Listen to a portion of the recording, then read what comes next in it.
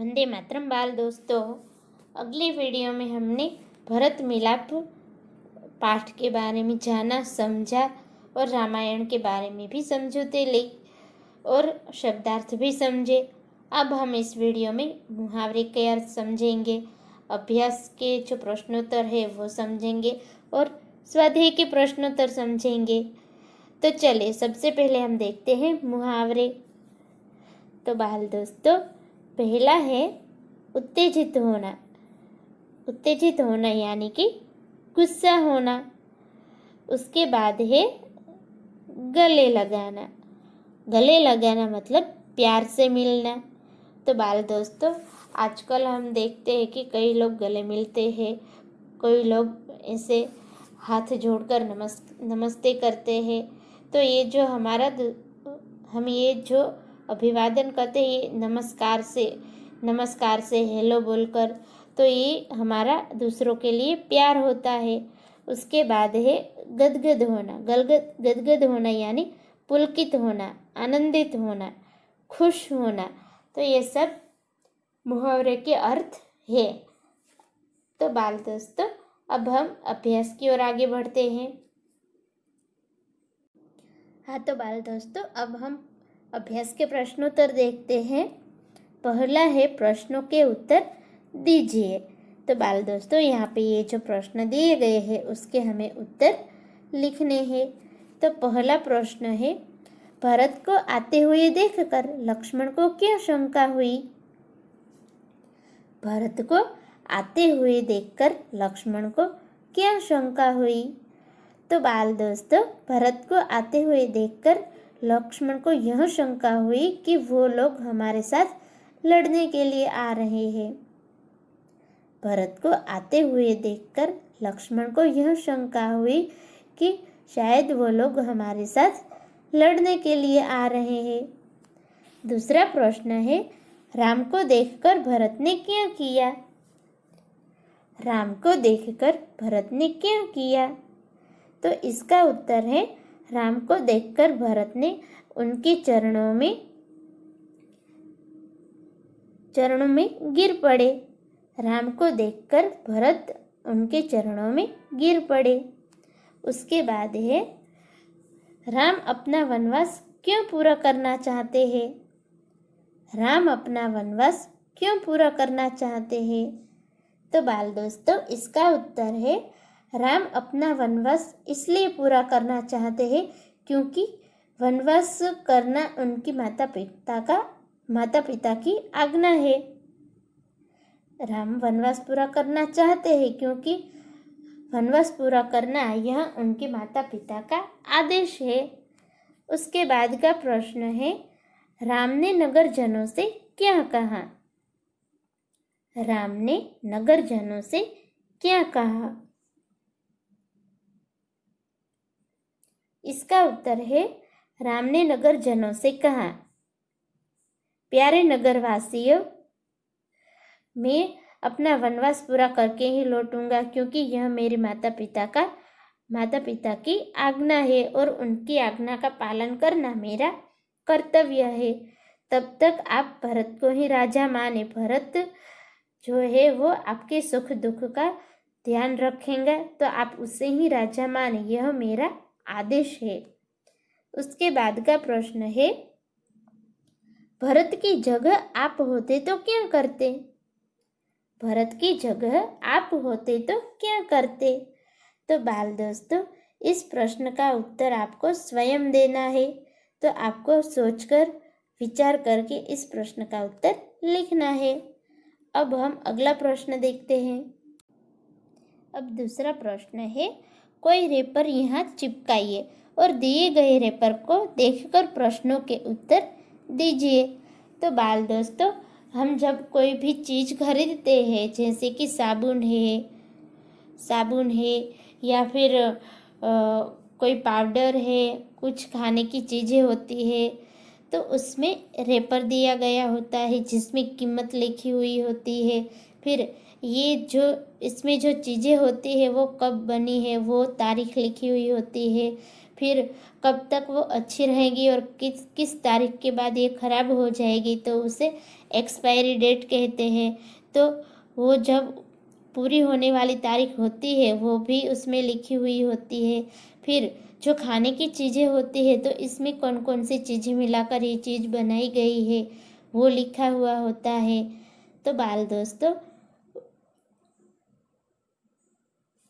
उसे रैपर कहा जाता है। तो हमें ऐसा ही कोई बालाजी का पैकेट है या फिर गोपाल का कोई पैकेट है या किसी बिस्कुट का पैकेट है, तो उसे हमें तोड़कर यहाँ पे लगाना है। तो ये आपको घर पर अपने हिसाब से अपनी सोच विचार से लगाना है और उसको लगाने के बाद उसे ध्यान से हमें पढ़ना है और फिर नीचे जो प्रश्न दिए गए हैं उससे हमें उस प्रश्न के उत्तर हमें उसमें से लिखने हैं। तो बाल दोस्तों, यहाँ पर हमें वो रैपर चिपकाना है। तो हम प्रश्न को देखते हैं। तो बाल दोस्तों, यहाँ पे हम देख सकते हैं कि 5 प्रश्न दिए गए हैं। यह किसका रैपर है? दूसरा है, इस रैपर पर क्या कीमत छपी हुई है? तीसरा है, इसका पैकिंग कब हुआ है? फिर चौथा प्रश्न है, इसका उपयोग कब तक कर लेना चाहिए? और 5वां प्रश्न है, इसके अलावा रैपर में और कौन कौन सी उपयोगी बातें छपी है? तो बाल दोस्तों, ये जो सारे प्रश्न है वो हमें कोई भी एक रैपर लेना है और उसमें जो छपा हुआ होता है, छपी हुई कीमत, छपी हुई जो माहिती होती है उसकी, तो वो हमें पढ़ना है और फिर इस प्रश्नों के उत्तर देने हैं। अब हम अगला प्रश्न देखते हैं। अब तीसरा प्रश्न है, नीचे दिए गए कोष्ठक में से सही संकेत चुनकर लिखिए। तो बाल दोस्तों, यहाँ पे ये जो संकेत दिए गए हैं उसके जो जवाब है, उसके जो नाम है वो हमें यहाँ से इस कोष्ठक में से चुनकर लिखने हैं। तो चलिए बाल दोस्तों, हम ये जो संकेत दिए गए हैं उसके नाम हम लिखते हैं। तो ये है हॉस्पिटल, तो ये हॉस्पिटल का है। ये जो संकेत है वो हॉस्पिटल का संकेत है। उसके बाद का है, ये जो दूसरा संकेत है ये है रेलवे क्रॉसिंग आरक्षित। तो बाल दोस्तों, ये दूसरा जो संकेत है वो रेलवे क्रॉसिंग आरक्षित का है। अब हम आगे देखते हैं।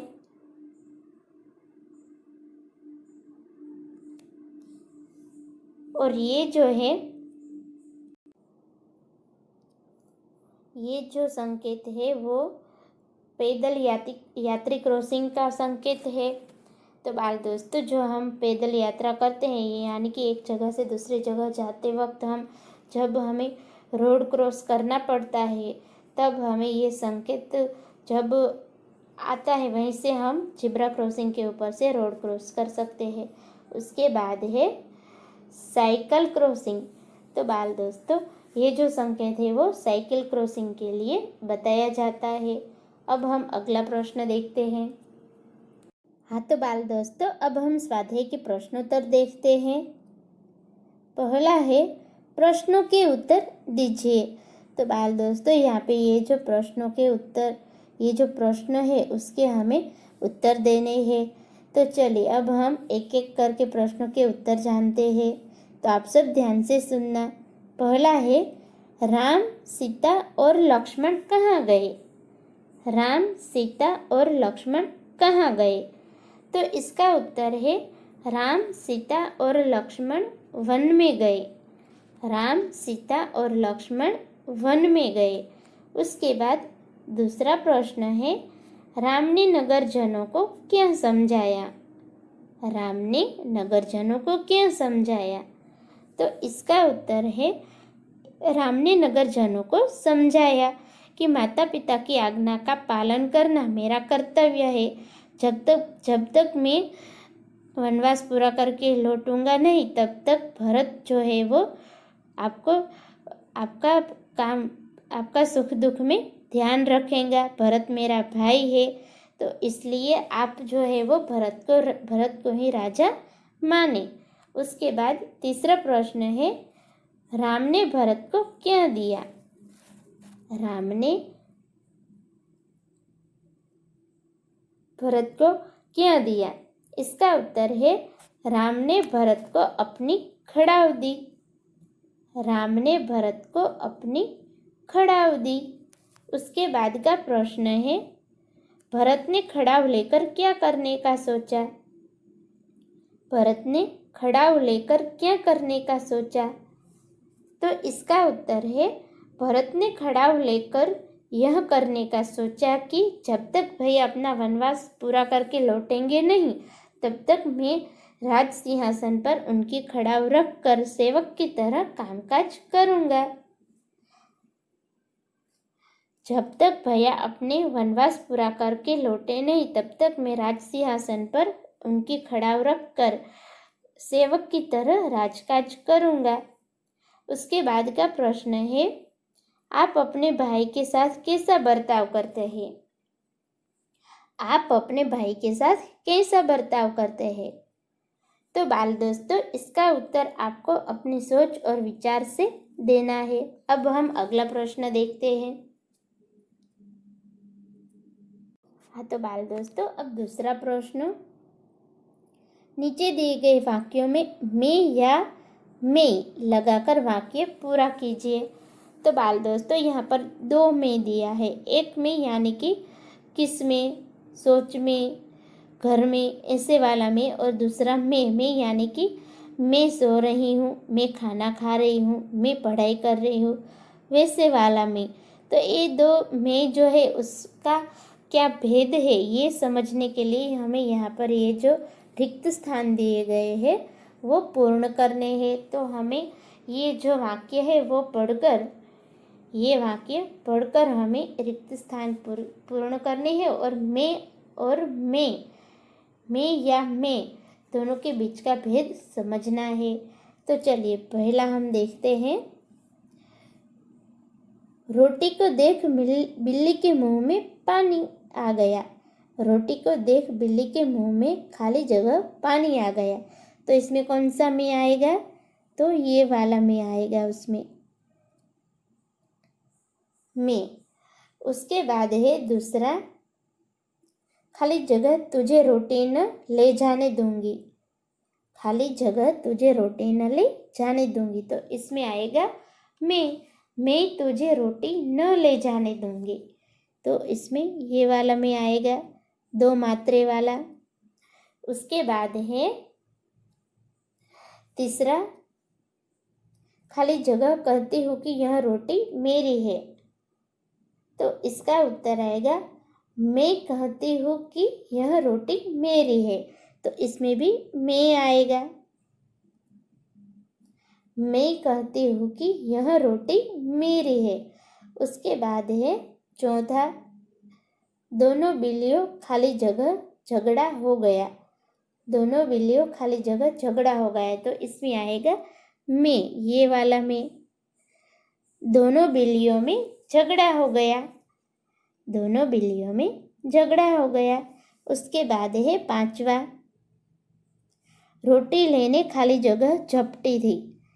रोटी लेने पहले मैं झपटी थी। तो यहाँ पे आएगा मैं, दो मात्रे वाला मैं आएगा। तो बाल दोस्तों, इस तरह मैंने मैं या मैं, ये दोनों के बीच का जो भेद है इस वाक्य की वजह से हमें जानने को मिलता है। अब हम अगला प्रश्न देखते हैं। अब तीसरा प्रश्न है, जल, थल और पेड़ों पर रहने वाले पशु पक्षियों के नाम अलग अलग लिखिए। तो बाल दोस्तों, जल में यानी कि पानी में रहने वाले जो पशु पक्षी होते हैं उनके नाम हमें अलग लिखने हैं। थल पर यानी कि जमीन पर रहने वाले पशु पक्षी के नाम हमें अलग लिखने हैं और पेड़ों पर रहने वाले पशु पक्षी के नाम अलग लिखने हैं। तो बाल दोस्तों, चलिए सबसे पहले हम जल में रहने वाले पशु पक्षी का नाम हम लिखेंगे। तो इसमें पहला आएगा मगरमच्छ। मगरमच्छ, फिर है मगरमच्छ, उसके बाद हिपोपोटेमस, जल घोड़ा, फिर पानी में बगुले भी होते हैं, बतखें भी होती है। तो बाल दोस्तों, इस तरह ये सारे पशु पक्षी जो है वो जल में रहते हैं। उसके बाद है थल पर रहने वाले पशु पक्षी, यानी कि जमीन पर। तो बाल दोस्तों, पहला है गाय, भैंस, फिर हाथी, घोड़ा। उसके बाद जो पक्षी होते हैं, तो कई सारे पक्षी ऐसे होते हैं जैसे कि मुर्गे, मोर।